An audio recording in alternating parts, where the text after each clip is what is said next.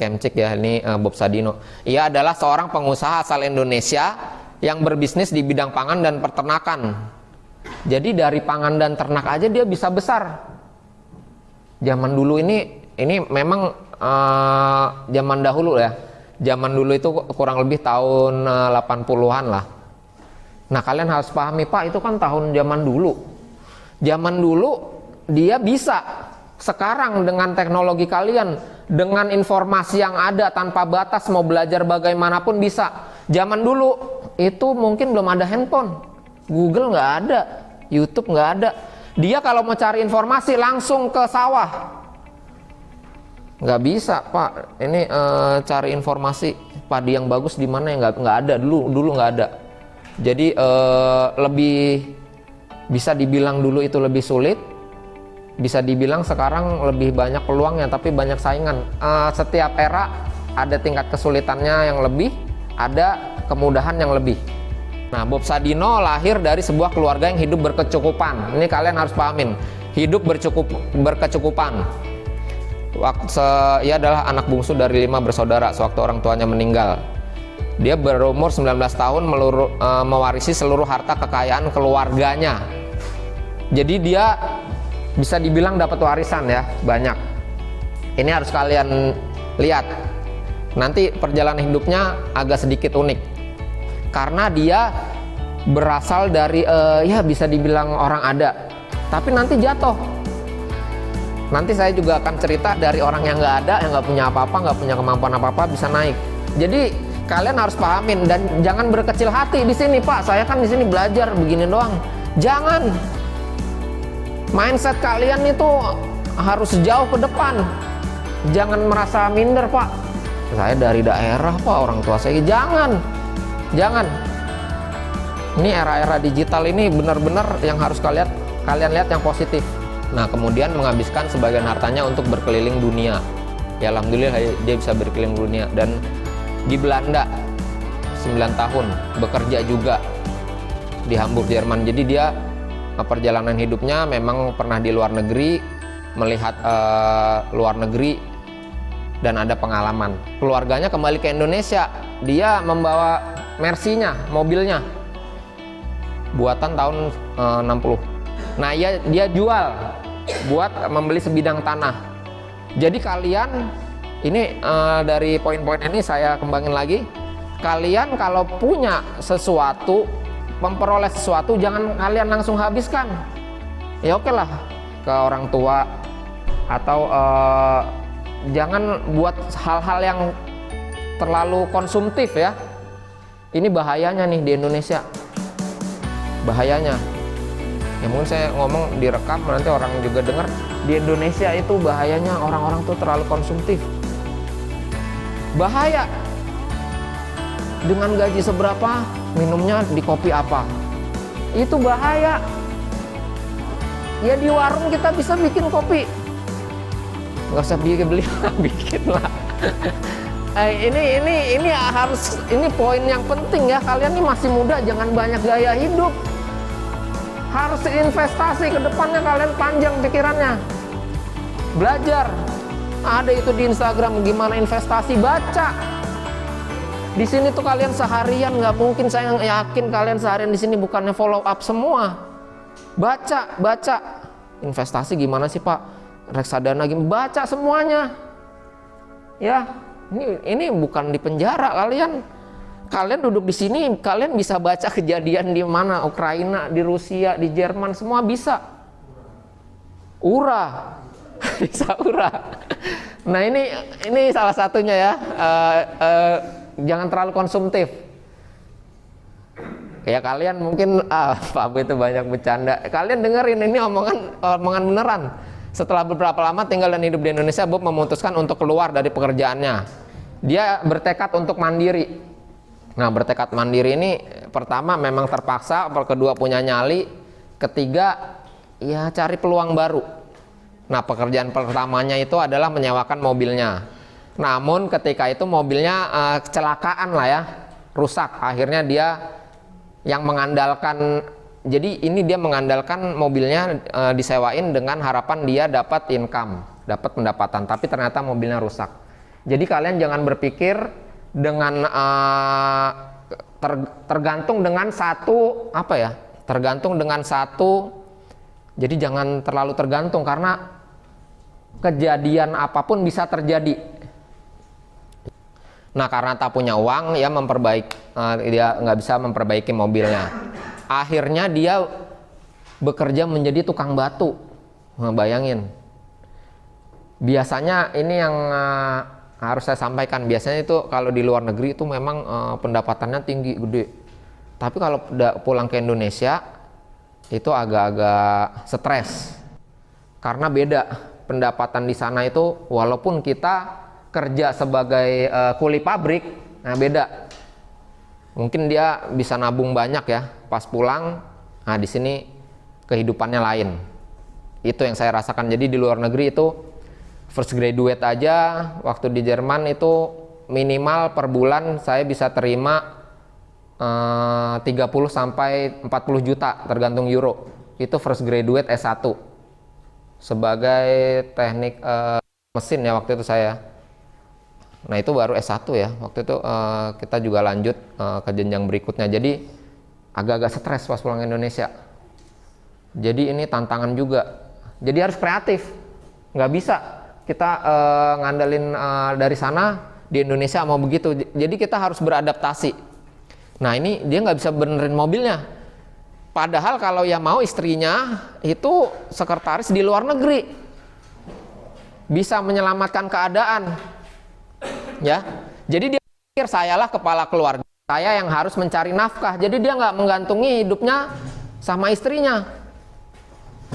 Jadi kalian ini harus mandiri lah. Di sini harus mandiri.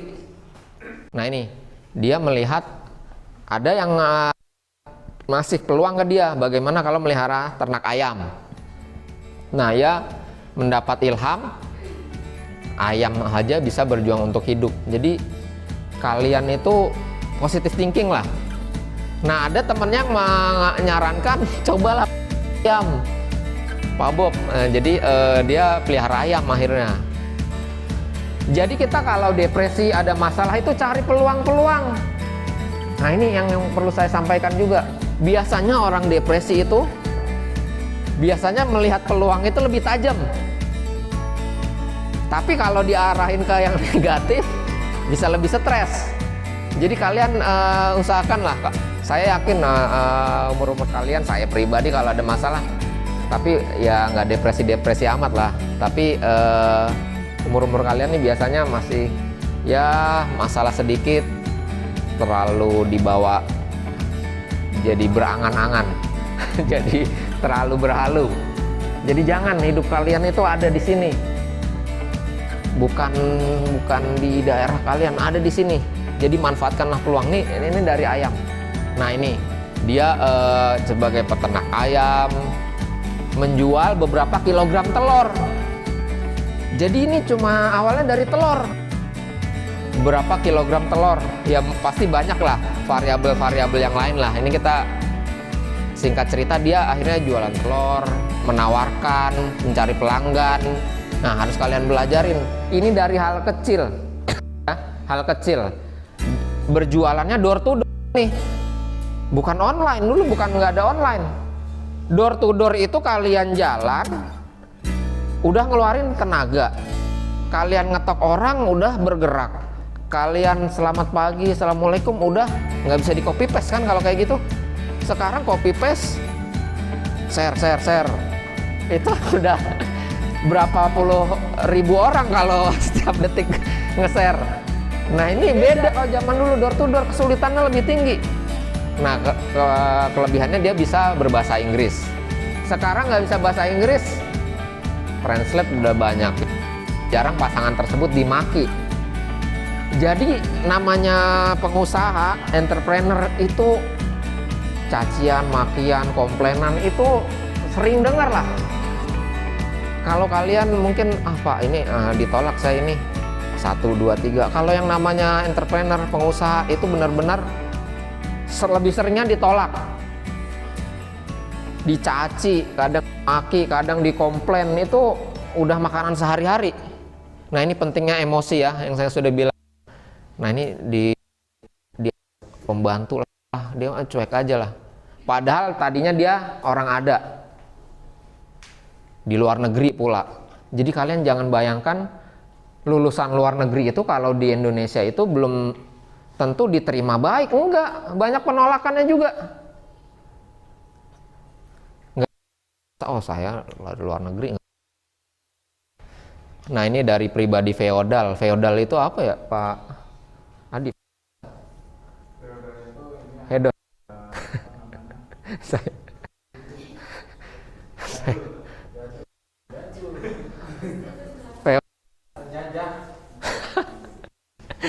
feodal.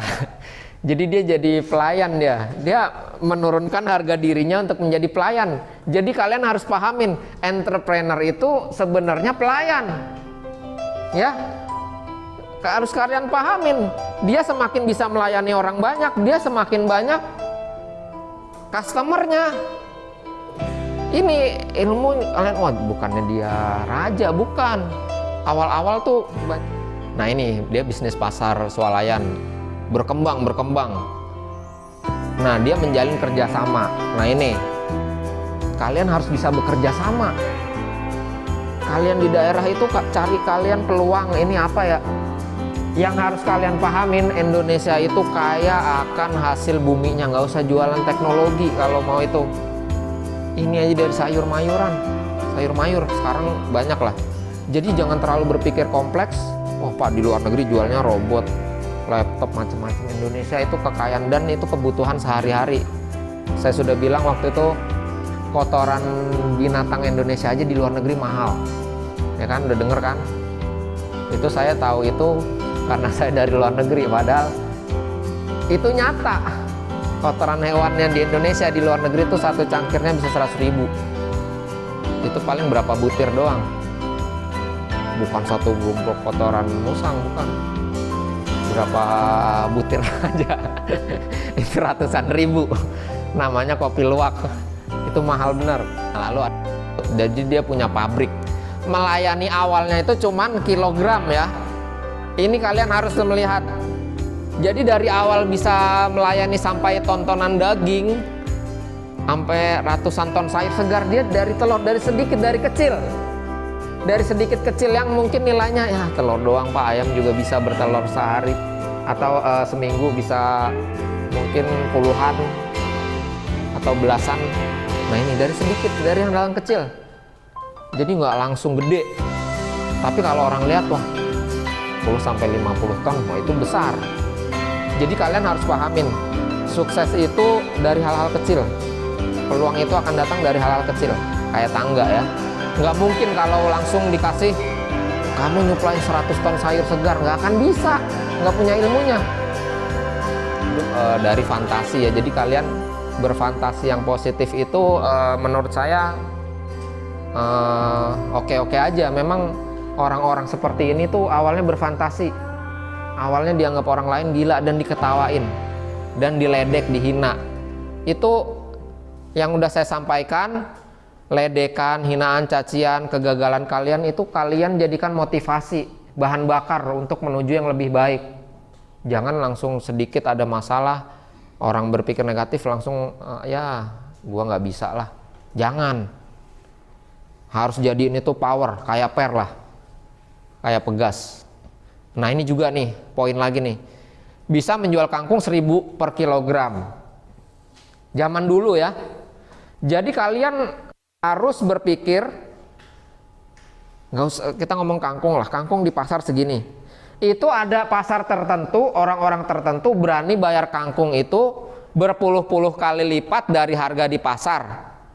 Tapi dengan pelayanan tertentu. Jadi di Indonesia tuh ada pasarnya lah, yang berani bayar segini.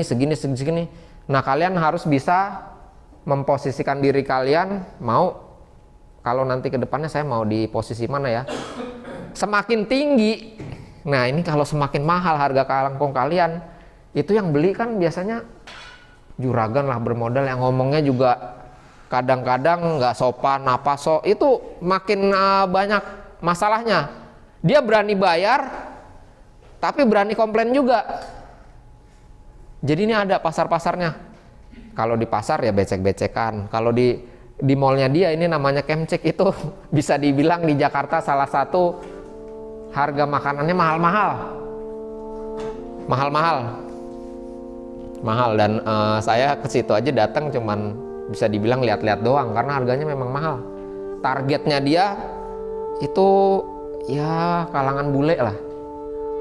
Nah, langkah selalu diawali dengan kegagalan. Jadi kalau kalian nemuin gagal, ya ini lagi introspeksi diri pertama, kenapa gagal, apa ilmu saya yang kurang, belajar terus.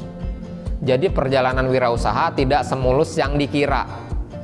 Jadi jungkir banget ya. Jadi kita ngelihat ya sekilas ini yang dijalanin ini pahit, belum tentu semua orang mau ngejalaninnya kalau di awal ya. Jadi baginya uang bukan nomor satu, yang penting kemauan, komitmen, berani mencari dan menangkap peluang. Jadi peluang itu kadang-kadang datang ke kita tapi kitanya nggak siap. Nah, jadi di saat melakukan sesuatu pikiran seseorang harus berkembang, harus bisa improvisasi. Improvisasi itu ketika kita menemukan masalah, jangan terlalu baku. Apa yang misalnya yang terlalu monoton, misalnya di sini begini Pak, kalian coba improvisasi. Karena setiap orang ini pasti punya keahlian tertentu yang belum dimiliki orang lain. Nah, kelemahan banyak orang terlalu banyak mikir, rencana terus. Nah ini juga saya alamin. Kita bikin planning terus, begini, tapi nggak dijalanin. Percuma, buang-buang waktu. Planning kalau nggak dijalanin, jadwal kalau nggak dijalanin percuma. Buang-buang waktu bikin jadwal. Tapi kalau nggak terjadwal juga salah. Jadi lebih baik terjadwal tapi dijalanin. Nah yang paling penting adalah tindakan. Jangan ngomong doang, jangan teori doang. Harus dilakukan, direalisasikan dengan tindakan.